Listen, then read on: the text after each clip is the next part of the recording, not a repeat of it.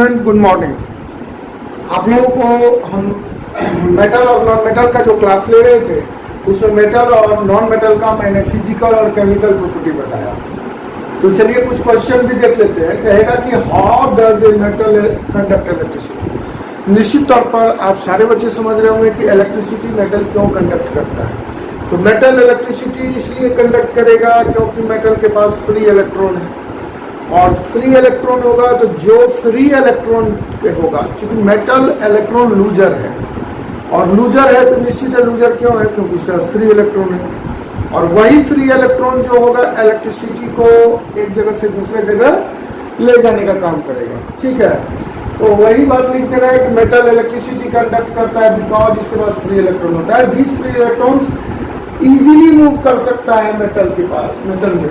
और metal often very less resistance, और metal जो है बहुत कम रेजिस्टेंस लगाता है।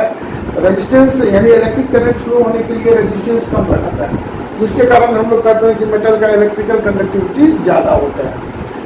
जैसे ये भी मैंने पढ़ा दिया है। दूसरा क्वेश्चन मैं दिया हूँ कि right an equation for the reaction of iron का स्टील के साथ, कैल्शियम का वाटर के साथ और पोटेशियम का वाटर के साथ। ये हमको बोलने की जरूरत नहीं है। आयरन का स्टील के साथ होगा तो आयरन मैग्नेटिक ऑक्साइड बनाएगा, यानी कि Fe3O4, हाइड्रोजन गैस रिलीज करेगा। इसी में मेटल को वाटर के साथ करोगे तो हाइड्रोजन गैस रिलीज करेगा। ओवरऑल स्टील के साथ ये करता है, रेस्ट जो है मेटेलिक हाइड्रोक्साइड बनाया। तो आपको ये बोला नोट कर लेंगे। मैं 1 मिनट छोड़ रहा हूँ, आप नोट करो।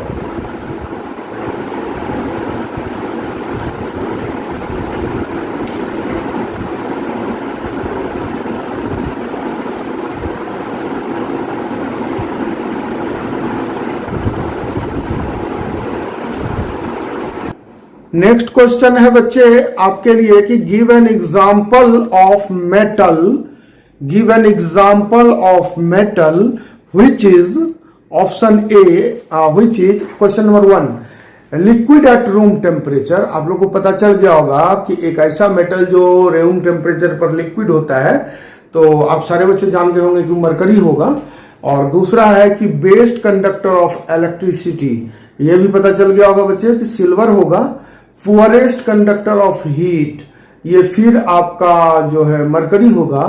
और डी नंबर ऑप्शन है can be easily cut with knife, तो सोडियम और पोटेशियम होगा। ठीक है ना। तो इस तरीके से लिक्विड एट रूम टेम्परेचर तो निश्चित रूप से मरकरी होगा, आपको समझ में आ गया होगा। और बी में है बेस्ट कंडक्टर ऑफ इलेक्ट्रिसिटी, तो ये सिल्वर होगा, ये भी समझ में आ गया होगा। और सी में है पुअरेस्ट कंडक्टर ऑफ हीट, तो ये भी मरकरी होगा Ag। और डी में है can be cut easily cut with knife, तो इसमें होगा सोडियम और पोटेशियम। ठीक है। दूसरा है कि name the non metallic element which conduct electricity. अब कह रहा है कि ऐसा नॉन मेटेलिक एलिमेंट बताओ जो कि इलेक्ट्रिसिटी कंडक्ट करता है। तो आप जानते होंगे बच्चे कि वो क्या होगा। निश्चित तौर पर आप जानते होंगे कि इसका आंसर हो जाएगा ग्रेफाइट। ठीक है। नॉन मेटेलिक एलिमेंट यानी कार्बन का जो एलोट्रोप है उसमें इसका आंसर हो जाएगा ग्रेफाइट, पहला का आंसर। ठीक है, ग्रेफाइट। दूसरा बच्चे है कि why non metal do not conduct electricity. तो नॉन मेटल इलेक्ट्रिसिटी कंडक्ट क्यों नहीं करता है? Because they have no free electron. ठीक है, because they have no free electron. ठीक है, फ्री इलेक्ट्रॉन, ये भी आपको पता चल गया होगा। आप लोगों को दिख रहा होगा they have no free electron. मैं बोल रहा हूं, जो कट गया वो सुनो। Because they have no free electron. ठीक है, because they have no free electron. ठीक है। और नंबर 3 में है mention 2 oxides of non metal which are neither acidic nor basic. ये भी मैंने आप लोगों को बता दिया है, ना ही एसिडिक है ना ही बेसिक है, वो क्या होगा। तो एक तो आप कार्बन मोनोऑक्साइड लिख लोगे और एक नाइट्रस ऑक्साइड N2O। ठीक है। और 3rd नंबर है mention 2 metal oxide which are amphoteric. तो एम्फोटेरिक में बच्चे आप लोगों को ध्यान रखना है, ये एम्फोटेरिक में एक एल्युमिनियम ऑक्साइड आएगा Al2O3, और एक जिंक ऑक्साइड आएगा ZnO। ये आपके क्लास 10th का इंपॉर्टेंट क्वेश्चन है ये सारा, ठीक है। तो आप ध्यान रखोगे, जहां तक मैंने पढ़ाया है अभी तक उसमें से कुछ क्वेश्चन मैं, ज्यादा नहीं कुछ क्वेश्चन मैं लिखा रहा हूं, तो वो सबको ध्यान देंगे। उम्मीद करते हैं ये आपके लिए बेनिफिशियल होगा इस तरीके से। चलिए नेक्स्ट हम लोग देखते हैं पॉइंट। तो बच्चे हम लोग जो है मेटल के बारे में जो भी बात पढ़ रहे हैं, तो अब मेटल का एक्सट्रैक्शन पढ़ेंगे। तो मेटल को हम लोग किस तरीके से एक्सट्रैक्ट करते हैं, उसको कहाँ से हम लोग निकालते हैं, इसके बारे में पढ़ेंगे। तो मेटल को जो एक्सट्रैक्शन होता है, यानी मेटल को जो हम लोग जहां जिस सोर्स से निकालते हैं, जिस जगह से निकालते हैं, उसके निकालने का जो प्रोसेस होता है उसी को बोला जाता है मेटलर्जी। तो मेटलर्जी एक प्रोसेस है किस चीज का, मेटल के एक्सट्रैक्टिंग करने का in a pure state on a large scale पर प्योर स्टेट में निकाला जाता है। कहां से, तो उसके ओर्स से, चाहे वो फिजिकल मेथड से निकाला जाए या केमिकल से, तो उसी प्रोसेस को, तो मेटलर्जी क्या हुआ बच्चे, निश्चित तौर पर मेटलर्जी इज द प्रोसेस, किस चीज का प्रोसेस, तो extracting of metal in pure state on a large scale. तो मेटल के एक्सट्रैक्शन का लार्ज स्केल पर जो प्रोसेस होता है, चाहे वो फिजिकल मीन्स से हो या केमिकल मीन्स से हो, उसी को हम लोग कहते हैं मेटलर्जी। अब ओर्स क्या है बच्चे, तो ओर्स हम लोग कहते हैं किसको है, तो सीधी सी बात है, जिस चीज से आप मेटल निकालते हो वही ओर्स हुआ। तो it is a mineral from which a metal can be extracted profitably and conveniently. कहने का मतलब एक ऐसा मिनरल जिससे कि आप मेटल का एक्सट्रैक्शन करते हैं प्रॉफिटेबली, यानी जिसमें कि आपको बेनिफिट हो, बेनिफिट, और प्लस कन्वीनियंटली, सस्ते पूर्वक, सुविधा पूर्वक, जिसमें को हम आसानी से निकाल सकते हैं। जिस मिनरल से ओर को, उसी को हम लोग, उसी मिनरल को ओर कहते हैं। ऑल ओर्स आर मिनरल, यानी कि ओर कहां से आया, मिनरल से, तो जितना ओर है उस सारा मिनरल, क्योंकि मिनरल से आपने ओर्स को निकाला। But all minerals are not ore, सारा मिनरल ओर नहीं है, मिनरल से आपने ओर को निकाला है तो सारा ओर मिनरल हुआ, बट सारा मिनरल ओर नहीं, सारा मिनरल ओर हुआ, सॉरी, जितना ओर्स है सारा ओर्स मिनरल हुआ, बट सारा मिनरल ओर्स नहीं हुआ। ये ध्यान रखना है कि जितना भी ओर्स है वो मिनरल हुआ, क्योंकि ओर्स कहां से आया, मिनरल से आपने कैलकुलेट किया है, मिनरल से उसको एक्सट्रैक्ट किया है, ठीक है। अब बच्चे आता है कि एक वर्ड आता है गैंग, क्या है, मैट्रिक्स क्या है। तो गैंग या मैट्रिक्स हम लोग किसको कहते हैं, all the unwanted impurities present in ores. जितना भी ओर्स तो आपने एक्सट्रैक्ट कर लिया मिनरल से, अब वो उस ओर्स में गंदगी प्रेजेंट रहती है, जितनी भी अनवांटेड इंप्योरिटीज प्रेजेंट रहती है, such as mica, sandy particle, rocky particle, earthy particle etcetera. वो सारे रॉकी पार्टिकल, अर्थी पार्टिकल को जो मिनरल में प्रेजेंट है वो सब क्या है, इंप्योरिटीज है। तो ऑल टाइप्स ऑफ इंप्योरिटीज और all types of unwanted impurities present in an ore is called gangue और मैट्रिक्स। नाम ही है गैंग। गैंग एक्चुअल में कलेक्टिव नाउन है, आप लोग पढ़ते होंगे। और गैंग अच्छे लोगों के लिए नहीं होता है, गैंग बुरे लोगों के लिए होता है, आप जानते भी होंगे। गैंग मतलब क्या होता है, गैंग किस, गैंग अच्छे लोगों का नहीं होता है, उसका गैंग है बोलते हैं। तो गैंग डकैत का होता है, गैंग बैड पीपुल का होता है। तो इस तरीके से गैंग का मीनिंग होता है गंदगी। तो यहाँ ओर्स में जो गंदगी प्रेजेंट होती है, उस गंदगी को हटाने के लिए हम लोग जो हटाते हैं, तो वही गंदगी को ही हम लोग क्या कहते हैं, उसी गंदगी को हम लोग कहते हैं गैंग। तो चलिए गैंग क्या हुआ, all types of unwanted impurities present in an ore such as rocky particle, sandy particle, mica, earthy particle etc. are called gang।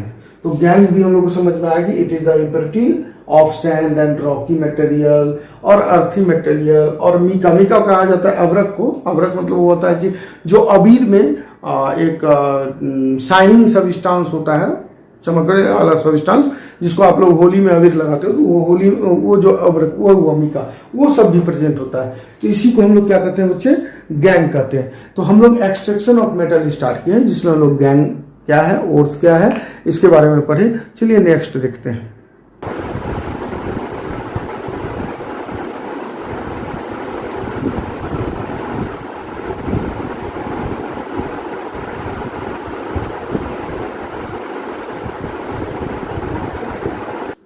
Next है बच्चे, ओर्स जो है ये आप लोगों को याद रखना है।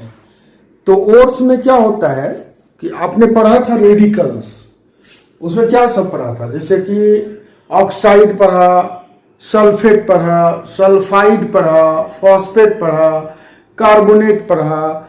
इस तरीके से आपने जो भी रेडिकल्स पढ़ा तो उसी का ओर्स होता है। जैसे कार्बोनेट ओर्स है, ऑक्साइड ओर्स है, क्लोराइड ओर्स है।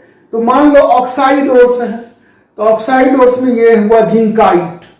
तो हम लोग को तो पता है कि जिंक ऑक्साइड ZnO होता है, लेकिन उसका नाम है जिंकाइट ओर्स, जिससे जिंक को एक्सट्रैक्ट किया जाता है। जिंकाइट ओर्स से जिंक बाहर निकाला जाता है। उसी तरह से बॉक्साइट है जो एल्युमिनियम का ओर्स है। जिंकाइट किसका ओर्स हुआ, Zn का। बॉक्साइट किसका ओर्स हुआ, एल्युमिनियम का। कोरंडम किसका ओर्स हुआ, एल्युमिनियम का। क्यूपराइट किसका ओर्स हुआ, कॉपर का, यानी जो मेटल है उसका। हेमाटाइट किसका ओर्स हुआ, तो वो हो गया आपको आयरन का। मैग्नेटाइट वो भी आयरन का। तो इस तरह से ओवरऑल जो भी है, कोई आयरन का ओर्स है, कोई जिंक का ओर्स है, कोई एल्युमिनियम का ओर्स है, लेकिन ये ओवरऑल सारा ओर्स कौन सा ओर्स है कैटेगरी में, ऑक्साइड ओर्स है। ठीक है। उसी तरह halide ores, halide means halogen family, chlorine, bromine, iodine, fluorine. तो ये जो हम लोग बोले क्लोरीन, ब्रोमीन, आयोडीन, फ्लोरीन, ये सब हेलोजन फैमिली का मेंबर है चारों, क्लोरीन, फ्लोरीन, ब्रोमीन, आयोडीन। तो जिसके लास्ट में क्लोरीन, ब्रोमीन, फ्लोरीन, आयोडीन होगा वो हेलाइड ओर्स होगा। जैसे रॉक सॉल्ट, NaCl, हम लोग जानते हैं NaCl sodium chloride simple salt, लेकिन रॉक सॉल्ट उसके ओर्स का नाम हुआ रॉक सॉल्ट। उसी तरह AgCl, इसको हम लोग सिल्वर क्लोराइड हुआ, लेकिन इसका ओर्स का नाम हुआ रॉक हॉर्न सिल्वर। उसी तरह से क्रायोलाइट Na3AlF6, तो इसका सोडियम का ओर्स है क्रायोलाइट। फ्लोरस्पार तो कैल्शियम फ्लोराइड। कार्मेलाइट तो कैल्शियम, पोटेशियम क्लोराइड और मैग्नीशियम क्लोराइड, इसका ओर्स है। तो इस तरह से हमने क्या देखा कि ये हाइलोजन ओर्स है। हाइलोजन ओर्स के बाद बच्चे हम लोग देखेंगे सल्फाइड ओर्स।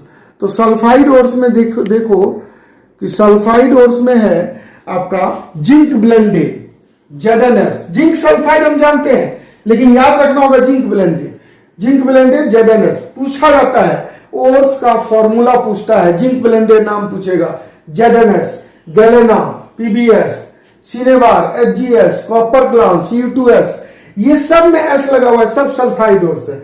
तो जिंक का ओर्स हुआ ये सारा सल्फाइड ओर्स है। ये जिंक का ओर्स हुआ, गैलेना लेड का ओर्स हुआ, सिनेबार Hg मरकरी का ओर्स हुआ, कॉपर ग्लास सल्फाइड ओर्स है किसका, कॉपर का। उसी तरीके से हम लोग पढ़ेंगे कार्बोनेट ओर्स। तो कार्बोनेट ओर्स के बारे में भी देख लेंगे।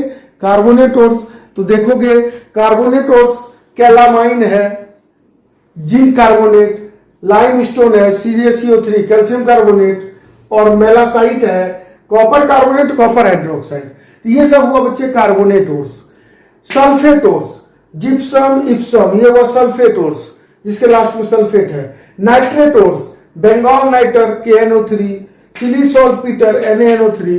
तो इसके ओर्स का नेमिंग है। अब है कि मैंने कुछ ज्यादा आपको लिखा दिया, आपके लिए इंपॉर्टेंट है क्लास 10th में कौन, तो आप टिक कर लोगे। एक जिंकाइट हो गया, एक बॉक्साइट हो गया, एक क्यूपराइट हो गया, एक हेमाटाइट हो गया। ये 4 ऑक्साइड ओर्स है जो हमने टिक आउट किया है, वो आपके क्लास 10th का इंपॉर्टेंट है। हेलाइड ओर्स में सिर्फ आपको एक ओर्स है क्लास 10th में, रॉक सॉल्ट NaCl, ये इंपॉर्टेंट है। सल्फाइड ओर्स में आपके लिए बच्चे ये चारों इंपॉर्टेंट है। सल्फाइड ओर्स में आपके क्लास 10th में जिंक ब्लेंडेड, गैलेना, सिनेबार और कॉपर ग्लास। तो ये चारों इंपॉर्टेंट है। चारों में ये 3 तो बहुत ज्यादा इंपॉर्टेंट है, एक तो जिंक ब्लेंडेड और एक हो गया सिनेबार, एक कॉपर ग्लास, ये 3।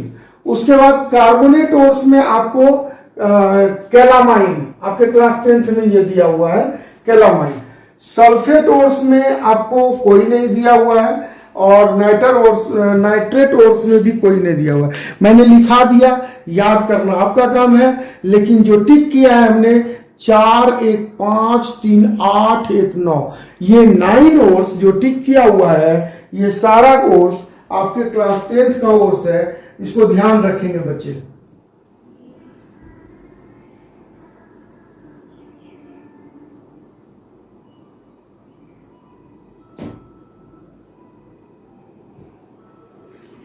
तो इस तरीके से आपको ये सारा ओर्स आप लिख लो, ये सारा इंपॉर्टेंट है। याद क्या करना है मैंने वो भी बता दिया आपको।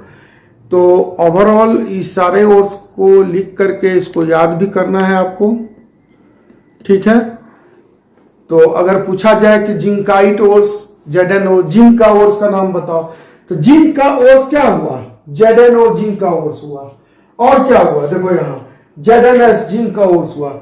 तो कहेगा 2 सल्फाइड ओर्स लिखो, तो ZnS, PbS, FgS, Cu2S लिख दोगे सल्फाइड ओर्स। कहेगा ऑक्साइड ओर्स, तो बॉक्साइड लिख देंगे, जिंकाइट लिख देंगे, ऑक्साइड ओर्स, ठीक है। उसी तरह से जो भी ओर्स आपको कहा जाएगा, आप कार्बोनेट ओर्स कहेगा, एक जिंक कार्बोनेट लिख देंगे, एक कैल्शियम कार्बोनेट भी लिखेंगे, ये भी आपके क्लास 10th का है, ठीक है। Total 10 ores. मैंने जितना ओर्स लिखा दिया है, ये सारा ओर्स आपके क्लास 10th में नहीं है। जितना मैंने टिक आउट किया है ये अकॉर्डिंग टू एनसीईआरटी आपके क्लास 10th का है। तो आज के लिए बच्चे इतना ही आप लोग करेंगे। पहले तो जितना दिया है हमने आज पढ़ाया है, इतना पर मेहनत करेंगे, ठीक है। फिर आगे की क्लासों में हम देखते हैं। Okay student, thank you, have a nice day.